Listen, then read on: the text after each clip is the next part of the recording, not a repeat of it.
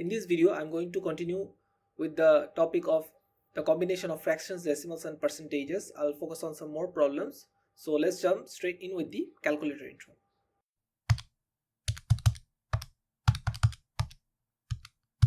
Now I'll focus on problem number 7 of the medium category of the topic, the combination of fractions, decimals and percentages. So let's read the question. A person Alex makes 80 cakes to sell. So he makes chocolate cakes, lemon cakes and fruit cakes. So the ratio is given. The number of chocolate cakes is 2. The number of lemon cakes is 2. The number of fruit cakes is 3:2:5. So Alex sells all of the chocolate cakes. 3/4 ratio, the fraction is given. 3/4 of the lemon cakes and 7/8 of the fruit cakes. So the profit he makes on each cake he sells is shown in the table. So from chocolate he makes 2 pounds. From lemon he makes 1.70 pounds of profit.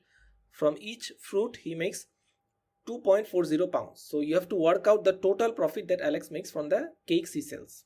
Okay, so let's focus on the problem. So first we want to figure out the number of chocolate cakes, the number of lemon cakes and the number of fruit cakes. The ratio is given and the total is given, so I can easily figure out the number of chocolate cakes, lemon cakes and fruit cakes independently. So for example, the total number, if I use my pen tool, the total number is what? 80 cakes. The ratio of chocolate, let's say C, is to lemon cakes, L, let's say L, and the number of fruit cakes, which is F, let's say, is what? Is given as 3:2:5. Okay, 3:2:5. Okay, so we can easily use a variable n, as we showed previously, that you can use variable n and it has no bearing on the outcome. So if it is let's say it's 3n is to twice n is to 5n, so we know that the total amount is what? 80. So we can easily do what? 3n plus twice n plus 5n is what? 80. So 3n and 2n is 5n and 5n is 10n. So 10n is 80. 10n is 80. So n is what? 8. So n is 8. So the number of chocolate is what? Chocolate is what? 3n. So this is 3 multiplied by 8, which is what? 24. And the number of lemon is what? Twice n. So lemon is what? 2 multiplied by 8, which is 16. And the number of fruit cakes is what? 5n. So fruit cake is what? How many fruit cakes? 5n. So 5 multiplied by 8, which is 40. So we got the individual numbers. Chocolate is 24 pieces of chocolate cakes, 16 pieces of lemon cakes and 40 pieces of fruit cakes. So now we can calculate the profit. So the profit he makes from each cake. So from chocolate he makes, from each chocolate cake he makes 2 pounds per profit. Okay. So from each chocolate cake he makes 2 pounds per profit. Per chocolate cake he makes 2 pounds profit. From each lemon cake he makes 1.70 pounds. So 16 multiplied by 1.70. Okay. So this is what? 24 multiplied by 2 is 48. So 48 pounds he makes profit from chocolate cake. And what is the profit he makes from lemon cake? 16 multiplied by 1.70, which is what? If I use my calculator, let's say 16 multiplied by 1.70. This is 27.2. Okay, so this is 27.2. And how much does he profit from a fruit cake? fruitcake is what? From each fruitcake he makes 2.40 profit. So 2.40 or 40 multiplied by 2.40. So what is 40 multiplied by 2.40? If we cancel this one, 40 multiplied by 2.40, so it's 96. Okay, so it's 96 pounds he makes total profit from fruitcake. So how much does he make the total, which is 48 plus 27.2 plus 96, right? So 96 plus 27.2 plus 48, so 171.2. so the total profit he makes, the total profit, let's say TP, total profit he makes is what? 171.2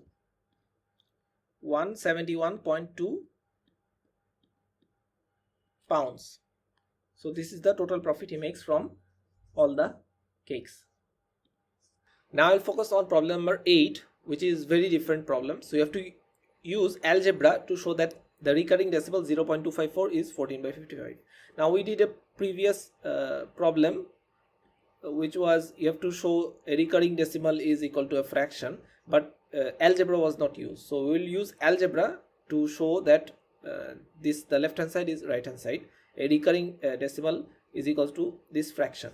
So let's assume that x is the recurring decimal, which is 0.254 with recurring dots on 5 and 4. Okay, so now this is the the decimal. Okay, so this is the decimal. So the aim would be to shift this decimal, shift 3 decimal place up to the end. Okay, but first I will shift only one place, because we want to shift it first up until the recurring dots. Okay, so if I shift one place, so you have to multiply by 10. So if I multiply both sides, left hand side and right hand side, by 10, we get what? 10x is what? 2.54. okay, with recurring dots on 5 and 4, right? So now we will shift 2 more places, so that we shift a total of 3 places up until here, from here to here. So if I multiply both sides by 100, we get what? 1000x is what? 254 or 254. If I 2.54 with recurring dots of 5 and 4, if I multiply it by 100, what do I get? 254.54 with recurring dots here. Okay, right? So this is the, if I multiply both sides by 100, first by 10 then by 100. Okay, so let's say this is equation 1 and this is equation 2. Now if I subtract equation 1 from equation 2, let's say 2 minus 1, what do we get? 100x minus 10x, which is what? 990x.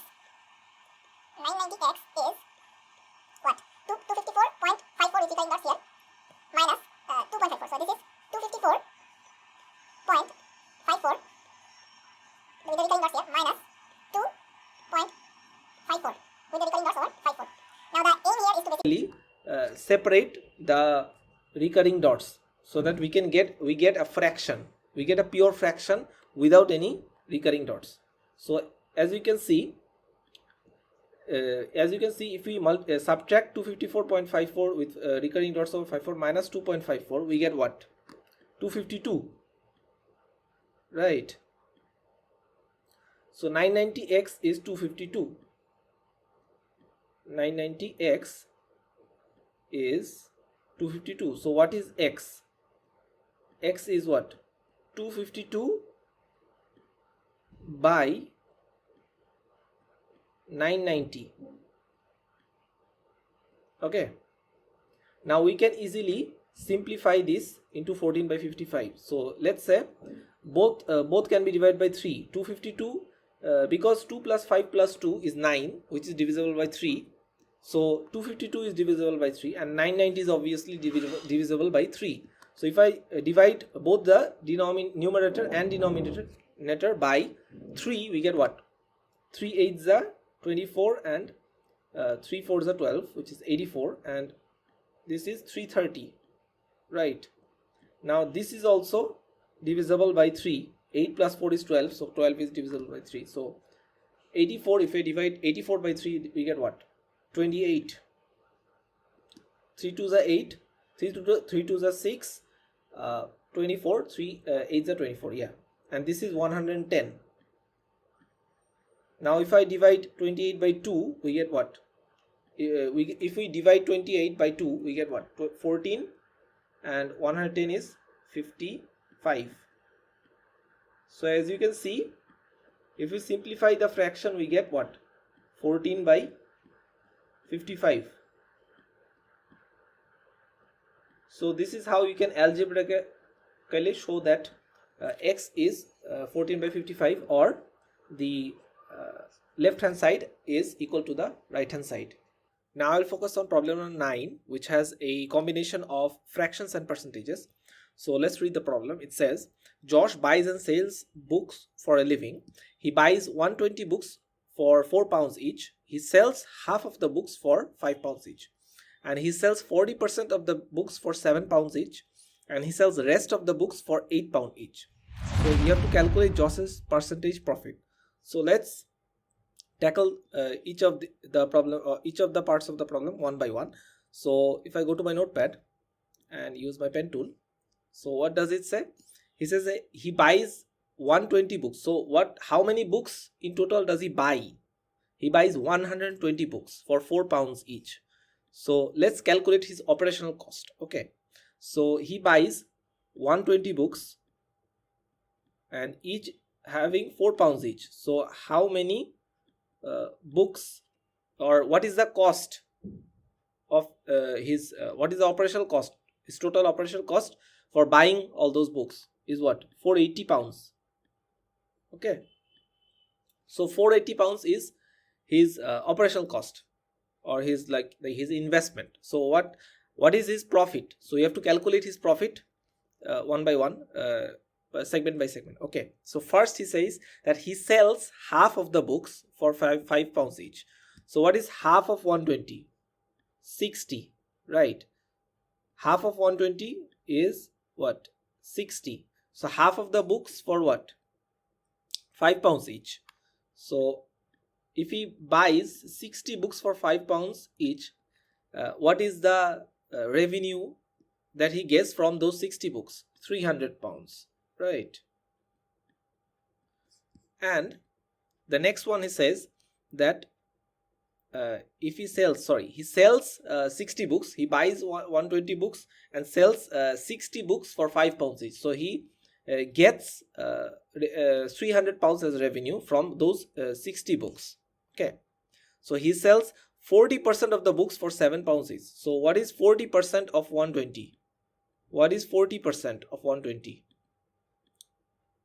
You have to figure out what is 40% of 120. So 40% of 120 is 40 by 100 of 120.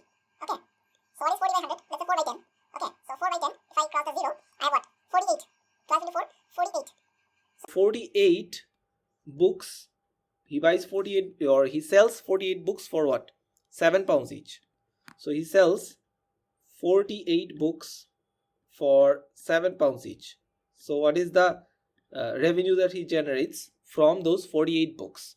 So he generates what? Let's say, if I use my calculator, let's say 48 multiplied by 7, which is 336. Okay, so he gets £336 as revenue from 48 books.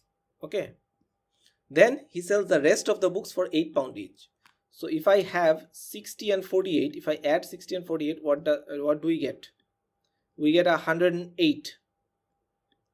Okay, so we get 108 books. So the total is 120 books that he bought, and he sold 108 books, 60 and 48, for 5 and 7 pounds each, and having 336 pounds is revenue generating. So what is left from 120? 120 minus 108, right?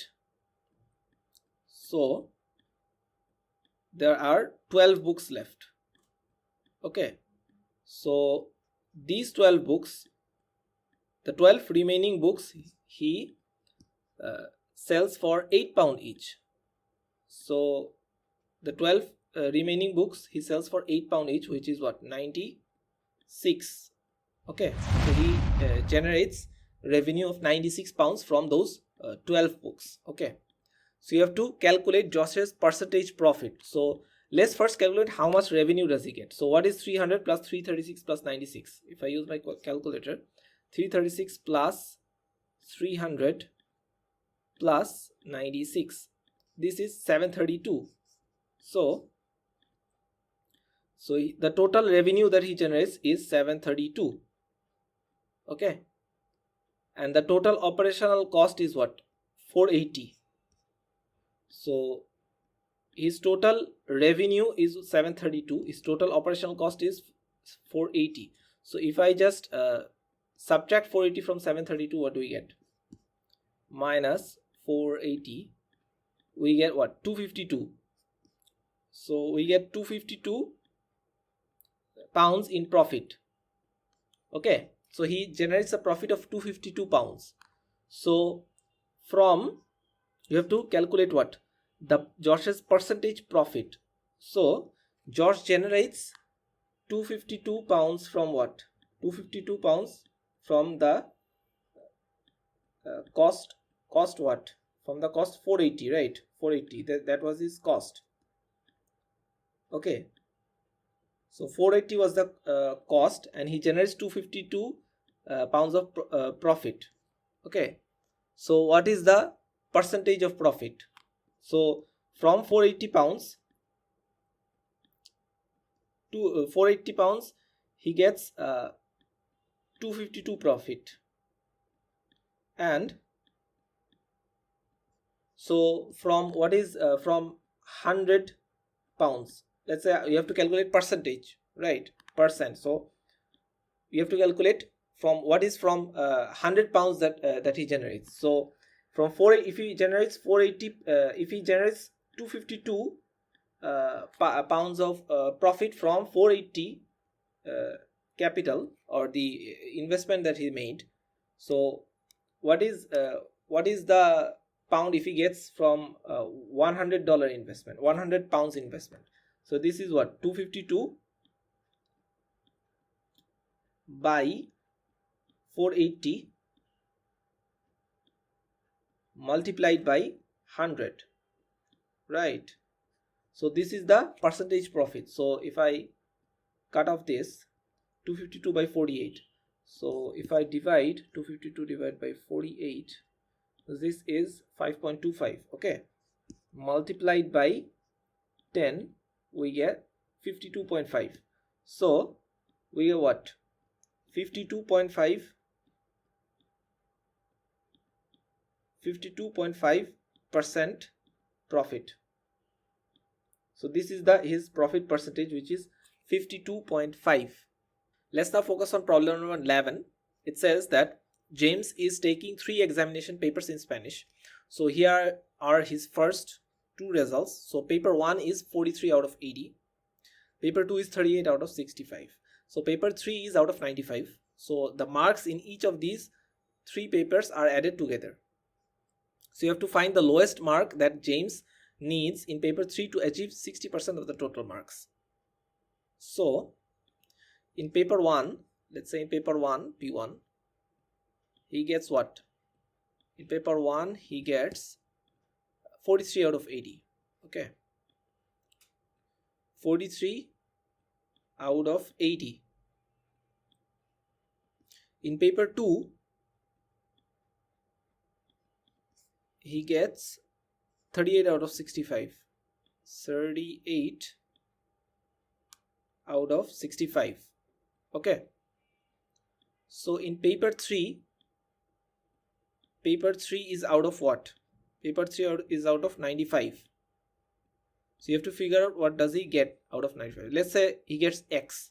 Okay, so if we calculate the denominators of each of the marks, like out of what, if we add those all up, so that we can figure out what is 60%. So let's say 80 plus 65. Let's figure out the total number of marks of these three papers. Okay, so 80 plus 65 plus 95 is what? Is 145 plus 95, which is 240, right?